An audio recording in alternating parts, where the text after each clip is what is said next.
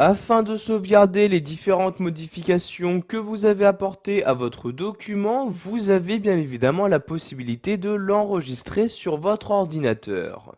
Donc ici, vous voyez, j'ai déjà un tableau qui a été créé sous Excel 2010. Si je souhaite donc enregistrer ce document sur mon ordinateur, je vais tout d'abord me rendre dans le menu Fichier. Donc pour ce faire, je déplace mon curseur vers le haut à gauche et je clique ici sur Fichier comme ceci. Une fois ce menu ouvert, vous pouvez voir ici à gauche qu'il y a deux options qui s'offrent à vous, donc soit enregistrer sous. Donc si c'est la première fois que vous enregistrez votre document, sachez qu'il s'agit exactement de la même manipulation. Donc ici je vais par exemple cliquer sur enregistrer sous comme ceci. Vous avez donc maintenant une nouvelle fenêtre qui s'ouvre. Vous allez donc tout d'abord choisir dans cette fenêtre à quel emplacement vous souhaitez enregistrer ce document. Donc je vais par exemple ici me rendre sur le bureau comme ceci. Une fois dans le bureau, je vais descendre et je vais par exemple ici l'enregistrer dans le dossier document. Je double-clique ici sur document comme ceci. Donc une fois l'emplacement choisi, je vais ensuite lui attribuer un nom de fichier. Donc nom de fichier que je vais saisir dans cette partie-là. Donc je fais un clic dans ce champ-là pour sélectionner le nom actuel et je vais maintenant saisir à l'aide de mon clavier le nom que je souhaite donner à mon document. Donc par exemple ici je vais l'attribuer, donc par exemple ici tableau entreprise comme ceci. Pour finir, vous allez choisir quel type, c'est-à-dire quel format de fichier vous souhaitez donner à votre document.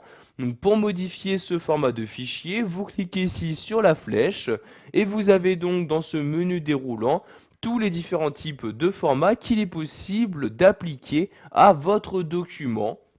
Donc sachez ici que le format par défaut est le classeur Excel. Si vous souhaitez rendre compatible votre document avec les anciennes versions d'Excel, comme par exemple Excel 2000 ou 2003, vous pouvez ici lui attribuer l'ancien format proposé par cette ancienne version de ce tableur. Vous pouvez également l'enregistrer en tant que modèle Excel, en tant que fichier PDF, etc.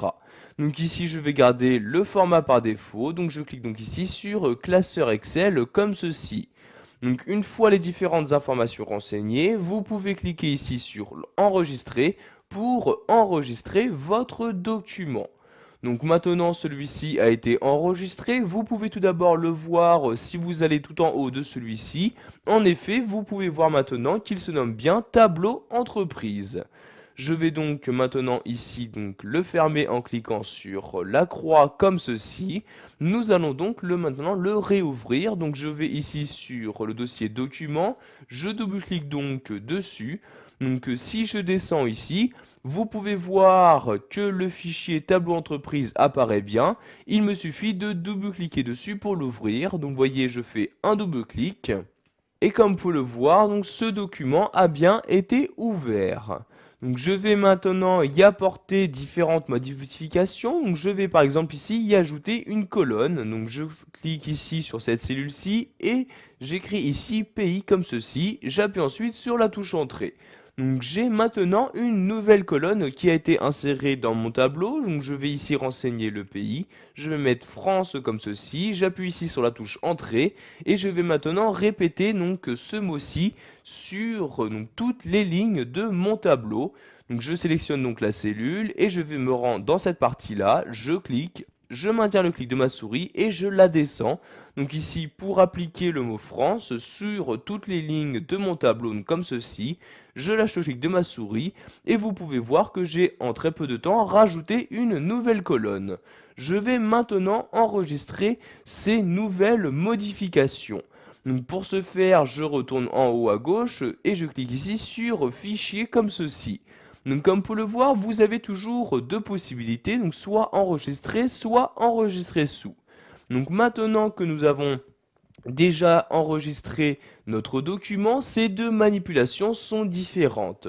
Si vous choisissez enregistrer, votre ancienne sauvegarde sera écrasée et sera mise à la place cette nouvelle version de votre document.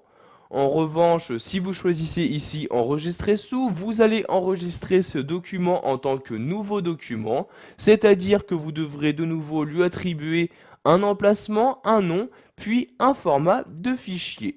Donc ici, je vais juste écraser l'ancienne sauvegarde. Je clique donc ici sur enregistrer comme ceci. Sachez également qu'il existe un raccourci clavier, il s'agit de CTRL S.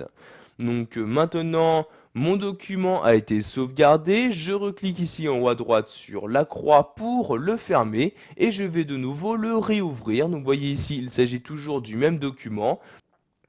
Je vais donc double-cliquer dessus pour l'ouvrir. Donc vous voyez, je fais un double-clic. Et comme vous pouvez le voir, il y a bien donc ce même document qui s'est ouvert, et donc se trouve bien toujours la nouvelle colonne, c'est-à-dire que les modifications ont bien été enregistrées sur le même document. Voilà, vous savez maintenant comment enregistrer votre travail fait sous Excel 2010 sur votre ordinateur.